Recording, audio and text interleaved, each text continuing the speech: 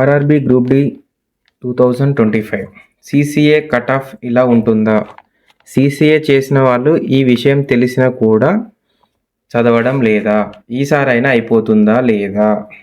మనం చూసుకున్నట్టయితే ఇలాంటి విషయం అయితే సీసీఏ చేసిన వాళ్ళు అన్ని విషయాలు తెలిసినా కూడా చదవడం లేదు. నాకు తెలిసినంత వరకు అయితే, నాకున్న ఇన్ఫర్మేషన్ వరకు అయితే సీసీఏ వాళ్ళు ఈ మార్క్స్ ఉన్నాయన్నా మరి ఎందుకో తెలియదు, చదవడం అయితే లేదు. మనకు ఎన్ఏసిలో మార్క్స్ వస్తాయి, మళ్ళీ పీఈటీ ఉండదు. ఇవి రెండు మనకు బెనిఫిట్సే. ఎన్ఏసిలో మార్క్స్ గెయిన్ చేయగలుగుతున్నాం, పీఈటీ ఉండదు. ఇవి రెండు ఉండగా, బెనిఫిట్స్ ఉండగా కూడా సిసిఏ క్యాండిడేట్స్ అనేది చదవడం లేదు. ఒక 1000 పీపుల్స్లో నాకు తెలిసి ఒక చెప్పాలంటే 150 కూడా ఉంటారో ఉండరో కూడా తెలియదు. 150 ఉండొచ్చు, ఉండకపోవచ్చు. నేను సీసీఏనే, నాకు తెలిసిన నా ఫ్రెండ్స్ ఎవరు చదవడం లేదు. అందులో మేము ఒక 200 మంది పోయిన ఇయర్ షెడ్లో చేయడం జరిగింది. అందులో ఒక 20 మంది కంటే తక్కువనే చదువుతారు. ఇంకా 20 మంది కంటే తక్కువనే. అందరూ కోచింగ్ తీసుకున్నారు. కోచింగ్లు తీసుకున్నా కూడా వాళ్ళు ఏమంటారు అంటే, మేము మాక్ టెస్టులు రాస్తుంటే మాకు 20 అబౌట్ 25 వస్తున్నాయని చెప్తారు మా ఫ్రెండ్స్ అయితే. ఇంకా 12 ఇంకా తక్కువ వచ్చిన వాళ్ళు కూడా చెప్తున్నారు. వాళ్ళైతే 1 ఇయర్ నుంచి కోచింగ్ తీసుకుంటూనే ఉన్నారు, అయినా కూడా వాళ్ళకు తక్కువనే రావడం జరుగుతుంది. అసలు సీసీఏ క్యాండిడేట్స్ అంటేనే ఎందుకు అట్లా నెగ్లెక్ట్ చేసుకుంటారో అర్థం కాదు. ఇన్ని బెనిఫిట్స్ ఉన్నా కూడా చదవడం లేదు, ఎందుకో తెలియదు. మా ఫ్రెండ్స్ వరకైతే నేను చెప్తున్నా, ఎవరు చదవడం లేదు.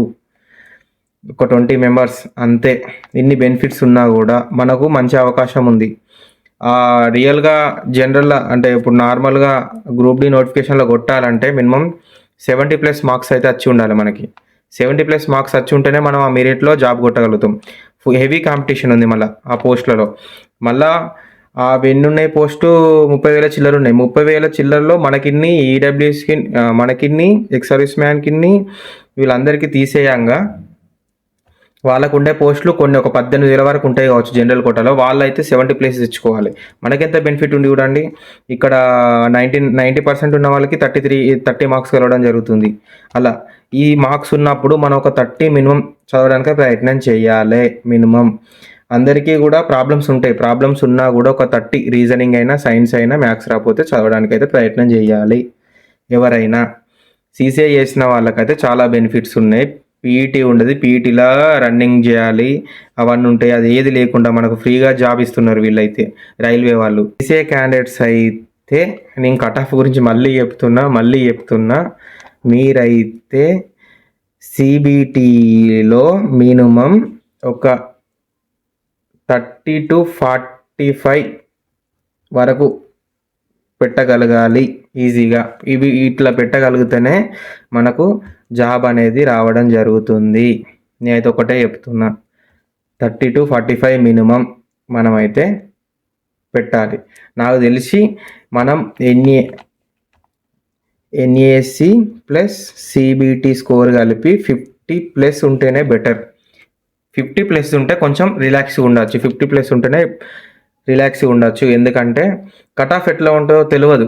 మనం అజ్యూమ్ చేసుకుంటున్నాం 52, 55, 60.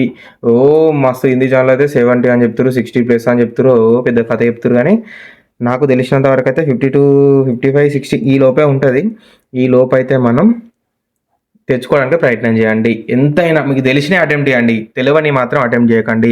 అడ్డిలో గుడ్డి దెబ్బ అని మీరు 3-4 ఆప్షన్లు ఉన్నాయి, అందులో ఒకటి అజ్యూమ్ చేసుకొని అయితే పెట్టకండి. మీకు తెలిసినయే, మీకు 20 వస్తే 20, 30 వస్తే 30 పెట్టిరండి, లేదా 40 వస్తే 40 పెట్టిరండి. మాకు ఏమో రావచ్చు అది ఇది అని చెప్పేసి మీరు 70+, 80+ ఇట్లా పెట్టి రాకండి. 100 పెట్టి రాకండి. ఇట్లా పెడితే ఏమవుతుంది అంటే మైనస్లోకి వెళ్ళిపోతారు.